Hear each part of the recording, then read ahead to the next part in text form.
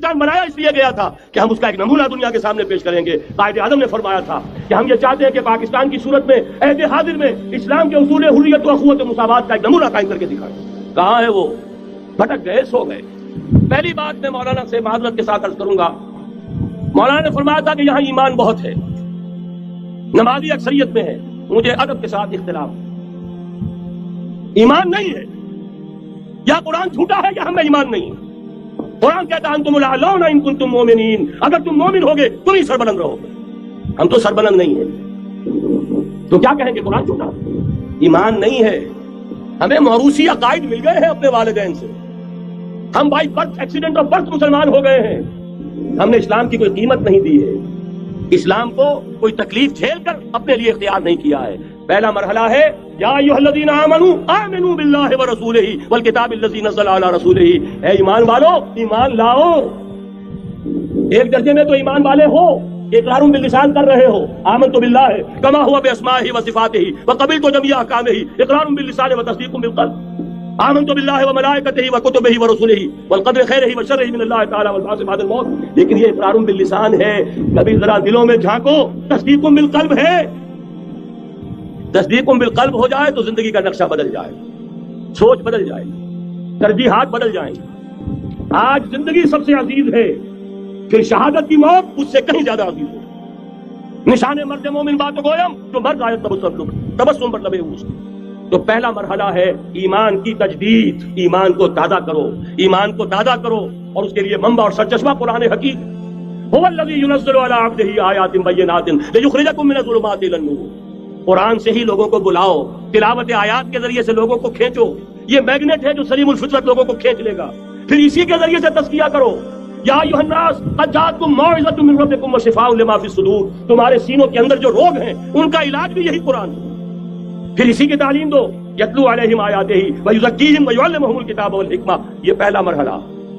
دوسرا مرحلہ جو ایمان اپنا تازہ کر لیں شعوری طور پر، اللہ، آخرت، رسالت، قرآن، محمد رسول اللہ کی ختم نبوت، اس پر ایمان لے آئے شعوری طور پر. تجدید ایمان. نوٹ کر لیجئے سورہ نساء کی وہ آیت یا ایھا الذین آمنوا آمنوا باللہ ورسولہ. ایمان لاؤ، اے ایمان والو ایمان لاؤ. جو لوگ یہ مرحلہ طے کر لیں وہ بنیان مرصوص بنے. بیعت کی بنیاد ہے، لیکن بیعت کون سی؟ بیعت جہاد. یہ جو بخاری شریف میں ترانہ آیا ہے صحابہ کرام کا، غزوہ خندق میں جب صحابہ کدالیں چلا رہے تھے، خندق کھودی جا رہی تھی، تو ان کی زبانوں پر ایک شعر تھا، نحن الذین بایعوا محمدا علی الجہاد ما بقینا ابدا. ہم وہ ہیں جنہوں نے محمد سے بیعت کی ہے جہاد کی، جب تک جان میں جان ہے جہاد جاری رہے گا. یہ جہاد کی بیعت. سید احمد بریلوی رحمۃ اللہ علیہ نے پہلے بیعت کی تھی بیعت ارشاد، پھر بیعت کی بیعت جہاد، اور اسے کہا یہ سلسلہ محمدی ہے. سلسلہ چشتیہ میں بیعت ہو گئی، سلسلہ سہروردیہ میں ہو گئی، سلسلہ نقشبندیہ میں ہو گئی، سلسلہ قادریہ میں ہو گئی. اب آؤ بھائی سلسلہ محمدیہ میں بیعت کرو، اور سلسلہ محمدیہ جہاد کی بیعت ہے. نحن الذین بایعوا محمدا علی الجہاد ما بقینا ابدا.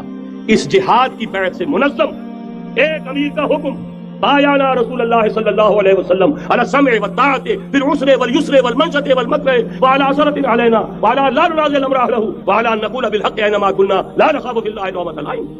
ایک حدیث متفق علیہ، بخاری میں، مسلم میں بھی. یہ ہے وہ اسلامی حزب اللہ کا دستور. نمبر 3 کام کیا ہوگا؟ جہاد.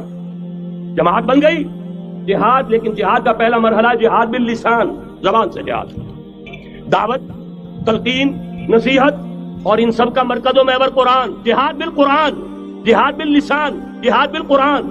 فلا تطع الکافرین وجاہدہم بہ جہادا کبیرا. اے نبی آپ ان کافروں کی باتیں نہ سنیے، ان کے کہنے میں مت آئیے، ان سے کوئی اثر قبول نہ کیجیے، اور ان کے خلاف جہاد کرتے رہیے. اس قرآن کے ذریعے سے بہت بڑا جہاد، 13 برس تک جہاد ہوتا رہا ہے قرآن کے ذریعے سے. اے نبی آپ ان کافروں کی باتیں نہ سنیے، ان کے کہنے میں مت آئیے، ان سے کوئی اثر قبول نہ کیجیے، اور ان کے خلاف جہاد کرتے رہیے. اس قرآن کے ذریعے سے بہت بڑا جہاد، 13 برس تک جہاد ہوتا رہا ہے قرآن کے ذریعے سے. لیکن اس کے بعد اب مکے میں آ کر جب اللہ نے مدینے میں آ کر موقع عطا فرما دیا، جب وہاں پر آ کر ایک بیس عطا کر دیا، اب وہاں سے جہاد بالسیف، جہاد بالید کا آغاز ہوا. اب طاقت کے ساتھ، اب طاقت کے ساتھ، قوت کے ساتھ، ہاتھ کے ساتھ جہاد شروع ہوا. اس میں آخری بات عرض کر رہا ہوں، آج کے دور میں اس کی ایک شکل تو وہ تھی جو حضور کے دور میں تھی.